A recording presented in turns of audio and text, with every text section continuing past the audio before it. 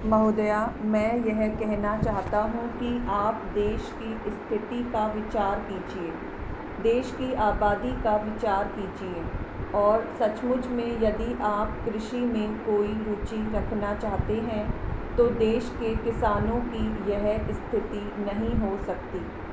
किसान जो देश का मालिक है वह आज सबसे बदतर और सबसे बुरी स्थिति में पड़ा हुआ दिखाई देता है। महोदया, मैं माननीय कृषि मंत्री जी को बधाई देता हूँ कि उन्होंने किसान की पैदावार के दाम बढ़ाए। मेरा निवेदन यह है कि अप्रैल और मई में जब हम यहाँ बैठे हुए हैं, किसान को इस समय 2 काम करने पड़ते हैं। एक काम तो खेतों में गेहूँ काटने का और बाद में उसको मशीन पर डालकर गेहूँ निकालने का। दूसरा काम यह है कि गन्ने के खेतों में फसल अभी तक पड़ी हुई है, उसको काटकर मिलों के सेंटर्स पर ले जाना पड़ता है। गर्मी के दिनों का यह काम नहीं है, यह काम सर्दी का है। इसीलिए मेरा निवेदन है कि गेहूं की कटाई और गन्ने की सप्लाई के कामों को अलग अलग समय पर करवा दें। मार्च तक गन्ना खत्म हो जाना चाहिए और अप्रैल में मई में वह अपने गेहूं को उठाए और जल्दी उठाकर बारिश से बचाए। मेरा निवेदन है कि भारत सरकार ने जो शुगर पॉलिसी बनाई है उसमें कृषि मंत्री जी को संशोधन करे ताकि जो गन्ना आज भी उत्तर प्रदेश के जनपदों में खेतों में पड़ा हुआ है वह मार्च तक खत्म हो जाए और किसान अप्रैल में अपने गेहूं की कटाई कर सके। एक बात मैं और भी कहना चाहता हूं कि यह जो कृषि मूल्य आयोग है उसमें कई वर्षों से सुन रहे हैं कि किसानों के प्रतिनिधि और एमपी लिए जाएंगे, लेकिन 6 साल से यह बात उठ रही है परंतु कभी हुआ नहीं है।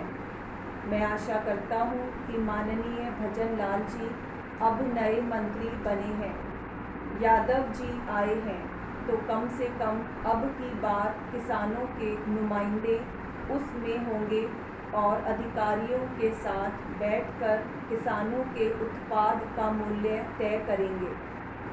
ऐसा आप अवश्य करवा दें। इन्हीं शब्दों के साथ मैं आपके वक्तव्य का स्वागत करता हूँ और महोदया आपको धन्यवाद करता हूँ कि आपने मुझे बोलने का अवसर दिया। सभापति महोदया, सबसे पहले तो मैं सभी माननीय सदस्यों का बड़ा आभारी हूँ कि उन्होंने बहुत ही मूल्यवान और आदर्श विचार रखे। मैं जितना भी उनका धन्यवाद करूँ मैं समझता हूँ उतना ही थोड़ा है। बहुत अच्छे सुझाव भी दिए हैं और जानकारी भी दी और कुछ हमारे सदस्य हैं जो विशेषज्ञ भी हैं, इस बारे में उन्होंने बहुत अच्छी बातें कही। बहुत से नेता यहाँ किसानों के नेता भी हैं, उन्होंने भी बहुत अच्छी बातें कही जो किसानों के हित में हैं। मैं सबको मुबारकबाद देना चाहता हूँ। आप जानते हैं कि हमारा मुल्क कृषि प्रधान देश है। 75% देश की आबादी गांवों में निवास करती है, जिनकी तरफ सरकार ध्यान नहीं देती। आदरणीय उपसभापति महोदय, जो बिल मंत्री जी की तरफ से बाल विवाह रोकने के संबंध में पेश किया गया है, मैं उसका समर्थन करता हूँ। मंत्री महोदय ने इस बिल को पेश करते समय देश की जनसंख्या की समस्या की तरफ भी ध्यान आकर्षित किया है। मेरा कहना है कि हमारे देश में बाल विवाह को एक अपराध घोषित करना चाहिए और रेडियो और अखबार के माध्यम से इस देश की 60 करोड़ जनता के मन में और उसके बीच में इन साधनों से यह बतलाना चाहिए कि बाल विवाह करेंगे तो उन्हें सज़ा दी जाएगी। लेकिन दुर्भाग्य है कि इस देश की सरकार देश की समस्याओं के मसले पर विचार न करके अपने रेडियो और अखबार का इस्तेमाल केवल राजनीति के उद्देश्य से कर रही है। उपसभापति जी, इस कानून को लाने के पहले भी सरकार का उद्देश्य यह रहा कि हमारे देश में जनसंख्या की जो बाढ़ आ रही है उस पर नियंत्रण कैसे किया जाए, और यह हिंदुस्तान के लिए एक बहुत बड़ी समस्या है। आप जानते हैं, जब हम 3 लोग इकट्ठे थे, यानी हिंदुस्तान, बांग्लादेश और पाकिस्तान, और हम तीनों की आज़ादी की लड़ाई लड़ रहे थे, उस समय हिंदुस्तान की आबादी 40 करोड़ थी। अब कुल आबादी केवल हिंदुस्तान की 62 करोड़ है, बांग्लादेश की 12 करोड़ है और पाकिस्तान की 10 करोड़, यानी 80 करोड़ हिंदुस्तान की आबादी हो चुकी है। हम अपने देश में जो भी विकास कर रहे हैं, हमारे विकास के शिशु को बढ़ती हुई जनसंख्या के राक्षस ने एकदम ग्रस लिया है और हमारे विकास के नवजात शिशु को इस बढ़ती हुई जनसंख्या ने राक्षस ने दबोच लिया है। इसीलिए पिछली सरकार ने परिवार नियोजन के लिए एक युद्ध स्तर पर काम शुरू किया था, लेकिन हुआ क्या?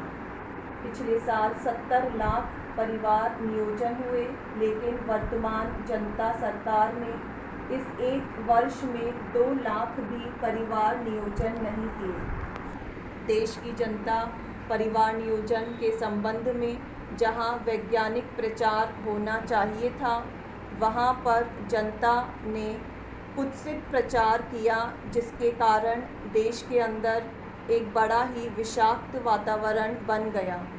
मैं आपसे कहना चाहता हूं कि जब पिछली सरकार इस देश में श्रीमती इंदिरा गांधी के नेतृत्व में काम कर रही थी, तो उस समय परिवार नियोजन का काम युद्ध स्तर पर हो रहा था। उस ज़माने में हमारे इलाके में बाढ़ आई हुई थी। बाढ़ के ख़त्म होने के बाद गांवों में बीमारी की रक्षा के लिए डॉक्टर लोग गांवों में जाकर चेचक के टीके लगा रहे थे, तो विरोधी दल के लोग, जिनकी हुकूमत चली, और राष्ट्रीय स्वयंसेवक संघ के लोगों ने यह प्रचार किया कि ये टीके चेचक के नहीं हैं, बल्कि ये टीके ऐसे हैं जिससे लोग नपुंसक हो जाएं। इस तरह से पूरे देश के अंदर कश्मीर से लेकर कन्याकुमारी तक एक झूठा और गलत प्रचार करके इस देश के अंदर जो कार्य परिवार नियोजन के लिए हो रहा था, उसे रोक दिया।